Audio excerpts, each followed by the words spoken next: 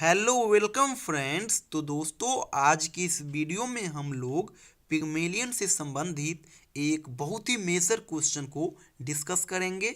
आप लोग कोशिश करना इस क्वेश्चन को ढंग से प्रिपेयर कर ले, क्योंकि आपके एग्जाम के लिए क्वेश्चन मोस्ट इम्पोर्टेंट है। दोस्तों, क्वेश्चन है discuss Pygmalion as a problem play. अगर इसी को एक अन्य वे में पूछा जाए तो वो होगा discuss Pygmalion as a play of ideas. चलिए अब हम आपको बतलाता हूँ कि इसका आंसर कैसे लिखना है। तो दोस्तों, आंसर के लिए आपको सबसे पहले इंट्रोडक्शन देना होगा। इंट्रोडक्शन में आप बताएंगे कि आखिर प्रॉब्लम प्ले होता क्या है। तो आंसर में आप लोग लिखेंगे अ problem play is a play in which a number of problems are presented and analyzed। यानी कि प्रॉब्लम प्ले वैसे प्ले को कहते हैं जिस प्ले में बहुत सारे प्रॉब्लम दिए हुए होते हैं, बहुत सारे प्रॉब्लम मेंशन होते हैं, तो उसको हम प्रॉब्लम प्ले कहते हैं। इसी प्रकार से कुछ और हम सिंपल लैंग्वेज में कंटेंट को डिलीवर किए हैं, तो इसको भी आप लोग लिखेंगे। इतना लिखने के बाद आप लोग आ जाओगे मेन पॉइंट पे। दोस्तों, ये जो पिग्मेलियन है ना, इसमें सबसे ज़्यादा जो चीज़ मेंशन है वो है प्रॉब्लम।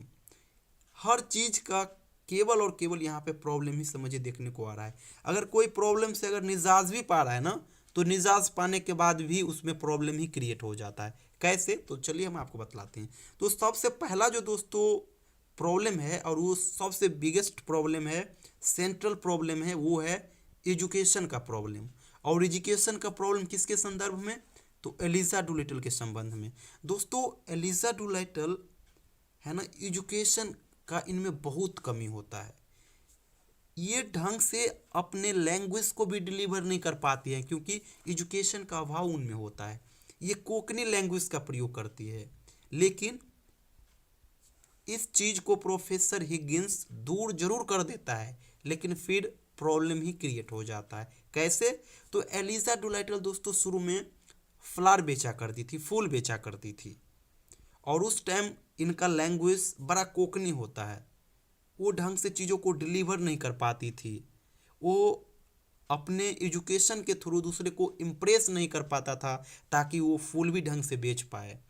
लेकिन प्रोफेसर हिगिंस उस पे काम करता है और उन्हें एक फ्लावर गर्ल से ब्यूटीफुल डचेस के रूप में ट्रांसफॉर्म्ड भी कर देता है 6 मंथ की ट्रेनिंग में। लेकिन फिर उसके सामने एक प्रॉब्लम आ जाता है।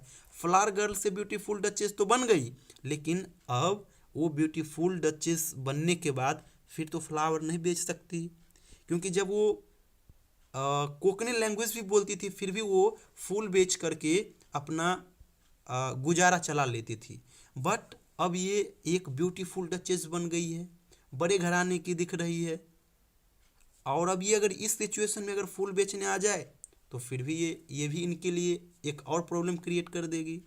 तो देख रहे हैं ना, एक प्रॉब्लम से निजाज पा रहा है, तो उसी में वो दूसरा प्रॉब्लम निकल के आ रहा है। तो एक प्रॉब्लम तो जो सबसे मेजर प्रॉब्लम है यही है, प्रॉब्लम ऑफ एजुकेशन। यहाँ पे हमने बहुत सारा चीज़ डिस्कस किए हैं प्रॉब्लम ऑफ एजुकेशन में, कि the most problem presented in the play is problem of education.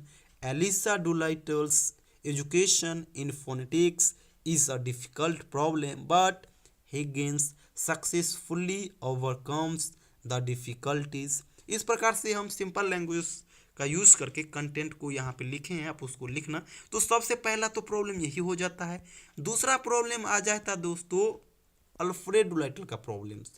Alfred डुलाइटल कौन? तो एलिजा डुलाइटल जो है इन्हीं का ये पिता है।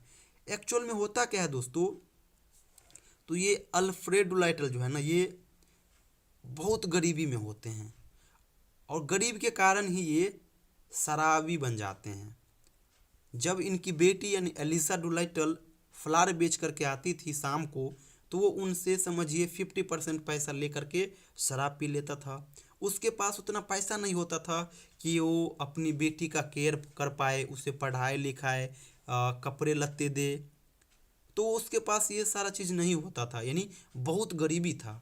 लेकिन एक बार होता क्या है दोस्तों, तो प्रोफेसर हिगिंस जो होते हैं, ये एक व्यक्ति को ये जानकारी दे देते हैं कि इस जगह का सबसे अच्छे व्यक्ति अल्फ्रेड डुलाइटल ही है।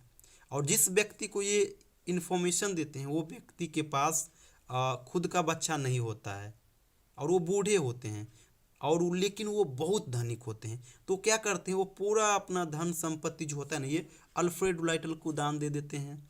और जब अल्फ्रेड डुलाइटल को सारा संपत्ति सौंप देते हैं तो अल्फ्रेड डुलाइटल तो अब बहुत धनी हो गए और इतना धनी हो गए कि फिर इसके पास प्रॉब्लम्स क्रिएट हो गया कि जब वो गरीब थे तब तो प्रॉब्लम था ही कि वो ढंग से खा नहीं पाते थे, अपने बच्चे को पहनावे ओहनावा ढंग से नहीं करवा पाते थे, उनका भोजन नहीं समय पर करवा पाते थे।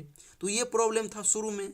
लेकिन जब ये धनी हो जाते हैं ना तो और प्रॉब्लम में आ जाते हैं। अब इनके पास अनेकों गरीब आते हैं कि आप हमें इस चीज़ से निजात दिलाओ, हमें पैसे दो, हम भूख से मर रहे हैं, हमको ये चाहिए, हमको ये चाहिए। यानी देख रहे हैं यहाँ पे आप लोग, प्रॉब्लम से जैसे ही निजात मिलता है फिर वहीं पे प्रॉब्लम आ जाता है। और यही कारण है कि इस प्ले को नाम दिया गया है प्रॉब्लम प्ले। तो दोस्तों आप लोग इस कंटेंट को ढंग से पढ़ना, बहुत सारा चीज़ हम यहाँ पे मेंशन किए हैं, आप लोग पढ़ना। और जो कंटेंट हम लिखे हैं सेम टू सेम अगर आप यही कंटेंट को अगर आप अपने एग्ज़ाम में डिलीवर करके आ जाओगे तो इस क्वेश्चन में समझिए आपका मार्क्स कटने वाला नहीं, क्योंकि हम बड़ा सिंपल लैंग्वेज का यूज़ किया हूँ और कंटेंट जो यूनिक होना चाहिए ना उसी को हम यहाँ पे डिस्कस किए हैं। क्योंकि प्रॉब्लम्स इस प्ले में बहुत सारा है, लेकिन जो दो मेजर प्रॉब्लम है ना ये यही है। पहला है एजुकेशन का कमी और ये भी एलिजा डुलिटल के संदर्भ में, और दूसरा है अल्फ्रेड डुलाइटल का प्रॉब्लम्स। तो इस प्रकार से आप एग्ज़ाम में लिख के आना, आपको अच्छा मार्क्स ज़रूर मिलेगा।